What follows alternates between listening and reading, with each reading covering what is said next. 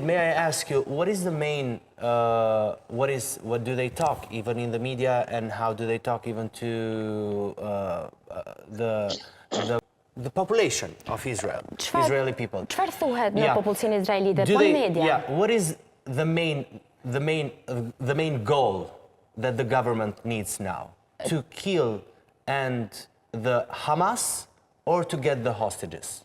Which is the main goal of the government? Cili është qëllimi kryesor I qeverisë izraelite në këto momente, të vras grupin terrorist Hamas apo të shpëtoj pengjet izraelite? Okay, I don't sit on the government, so it's only a personal opinion. I'm sorry, it's just a personal opinion, but I wanted to know, so, because this is too... It's both. Yeah. It's both. It's both. It has three main options,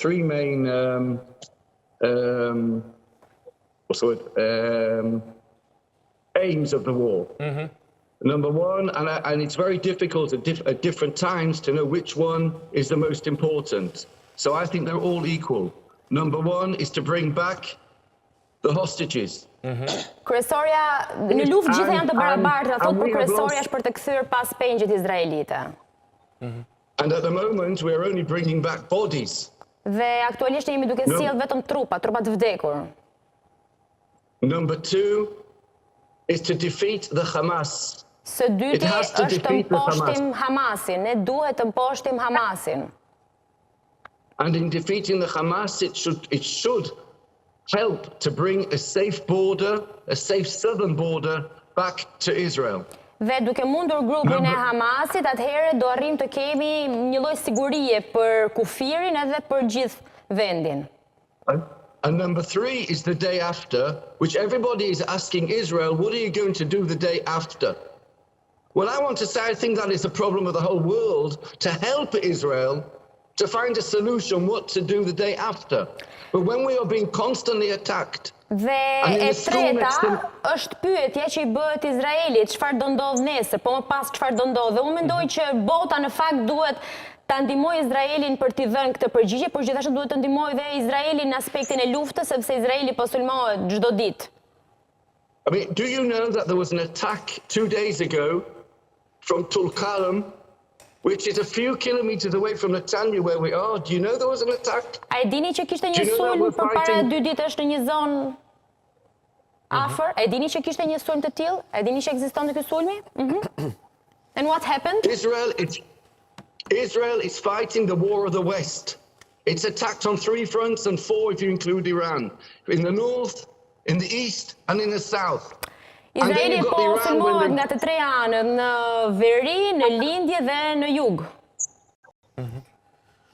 I mean, do you realize that this is a war of survival against Iran, which is taking over not only Israel, the whole of the Western world? And look at the European streets. Kjo është një luftë mbijetese ku është I përfshirë edhe Irani, thotë, shteti I Iranit në këtë luftë kundrejt Izraelit. I have family in London phoning me.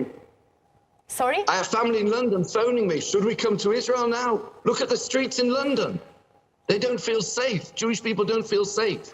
Hebrejt nuk janë të sigurt, madje nëse shohim dhe në Londër, thotë në rrugët e Londrës, ata nuk janë të sigurt. Why they are not safe? Now that you think, if I may ask you, do you think it was not managed good, all this situation, in your opinion?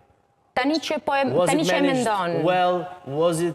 Which countries? The one is not negotiation, is good on negotiation right now that we are talking about. Në këtë moment çfarë mendon ti që nuk është menaxhuar si duhet, posa I përket negociatave që deri më tani?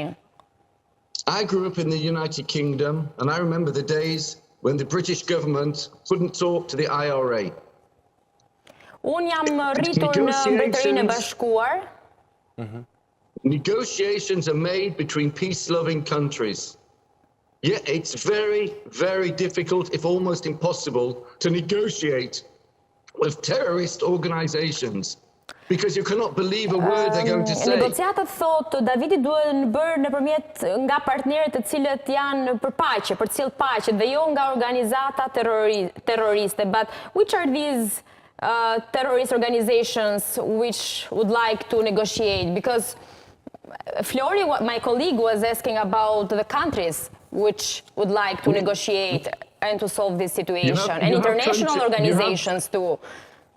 You have countries which try to mediate between the terrorist organizations and Israel and other countries in the Western world. But let me give you an example. Yes, but a short one, because we want to ask also the other guests about the situation. Why did Egypt not want us to go to Rafah and take over the Philadelphia area? Why didn't they want it? Because now we found tunnels going from Egypt into Rafah. Zonën e once again? Se nuk donin që të hynin në Why the Egyptians didn't want it? Because the truth comes out. All the Egyptian border on the Rafah side was full of rockets aimed at Israel. Tunnels between Egypt, 20 tunnels between Egypt and Gaza, where all the ammunition was coming in. Janë 20 tunele ndërmjet Gazës edhe Egjiptit.